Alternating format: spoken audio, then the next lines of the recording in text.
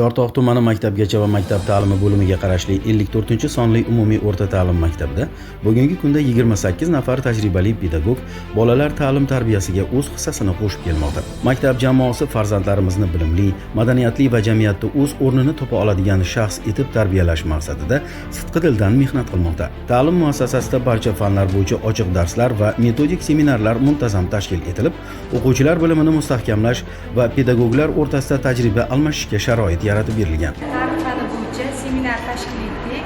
Dars jarayonida o'quvchilarni bilimini ko'rsatish hamda yosh kadrlarimiz o'zini bilimlarini namoyish qilishni asosiy maqsad qilib oldik. Bundan tashqari jismoniy tarbiya va sport yo'nalishlari ham maktab faoliyatining ustuvor yo'nalishlaridan biridir. Xususan, maktabda tashkil etilgan kurash to'garagi faoliyati natijasida o'quvchilar tuman va viloyat miqyosidagi musobaqalarda, shuningdek respublika bellashuvlarida munosib natijalarni qayd etmoqdalar. Belloli kurash bilan shug'ullanaman.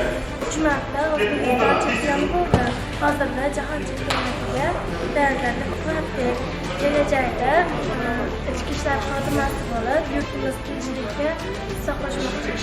O'quvchilarning harbiy vatanparvarlik ruhini shakllantirish maqsadida maktabda temurbeklar sinfi tashkil etilgan bo'lib, undagi yoshlar tartib-intizom, yetakchilik, ma'naviy tarbiya va yuksak mas'uliyat tuyg'usi asosida ta'lim olmoqda. Quvonarlisi, ushbu sinf a'zolari viloyat va respublika miqyosidagi turli tanlov va loyihalarda faol ishtirok etib, faxrli o'rinlarni qo'lga kiritishdi. Mazkur yutuqlar maktabdagi ta'lim va tarbiya jarayonlarining tizimli yo'lga qo'yilganini, jamoa va o'quvchilar o'rtasida samarali hamkorlik mavjudligini ko'rsatadi. 54-sonli umumiy o'rta ta'lim maktabi bu ilm, sport va vatanparvarlik uyg'unlashgan zamonaviy ta'lim maskani bo'lib, yosh avlodni yetuk shaxs sifatida tarbiyalashda munosib hissa qo'shib kelmoqda.